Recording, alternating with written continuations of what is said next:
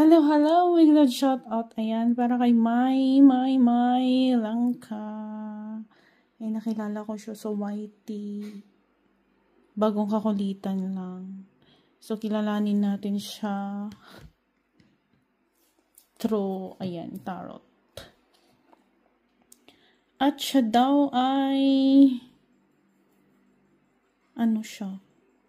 Siya yung nasa gitna.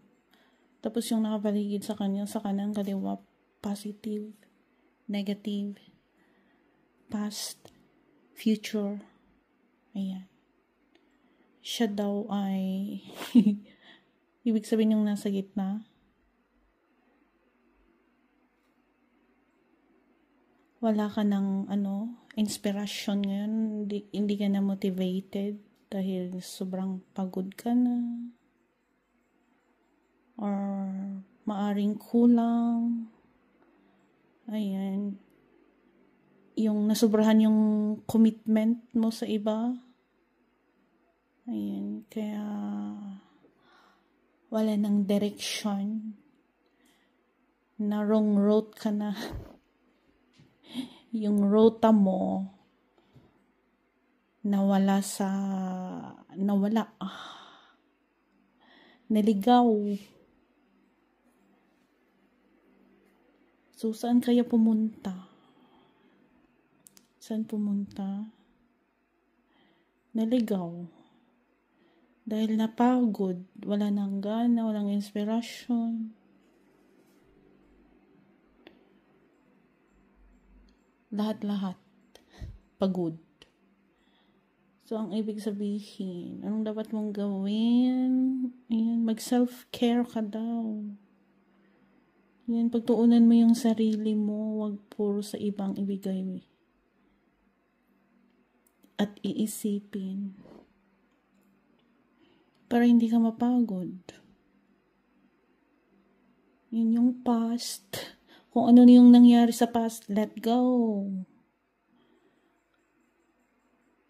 Wag ulitin. Ganun lang yun. So, dito ko tinitingnan yung mga ibig sabihin, Ang dami ko dito. Tapos ito din, yung numbers na yan. May ibig sabihin din yan. So, ito din, numerology. May ibig sabihin din yung mga numbers na yan. So, dito ko rin tinitingnan. So, marami ko.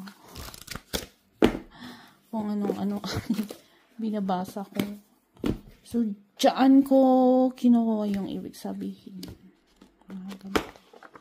So, basic lang yung ginawa natin. 3 lang para hindi tayo malito. Until next time, thank you very much. Sana naintindihan nyo.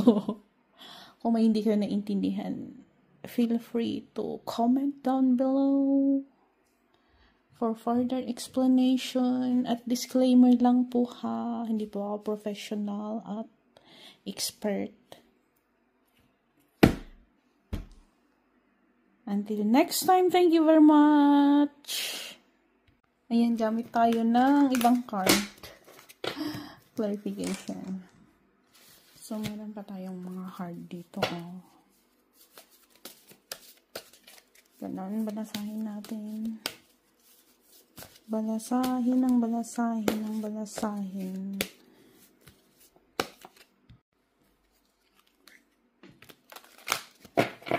Ibang card din ang gamitin natin. Tingnan natin kung ano pa rin ang ibig niyang sabihin. Ayan, may isang card tayo dito. Constancy at ano daw siya? Fidelity. Infidelity. Sinong nagloko? Sinong nagloko? Sinong nanloko? Sino ang hindi loyal?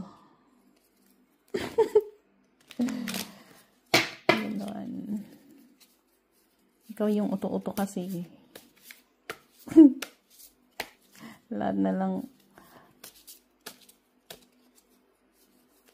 Magtira ka naman ng reserve para sa sarili mo, para hindi ka mapahamak. Kasi sobra-sobra yung pagtitiwala mo sa ibang tao. King siya. Yun. King of Wands siya. So, yung mga dreams mo sa buhay, you're a dreamy person. Pero hindi sa sarili mo, para sa ibang tao. Ano yun? So, ulitin ulit. Ayun na lang. Next time ulit. Bye!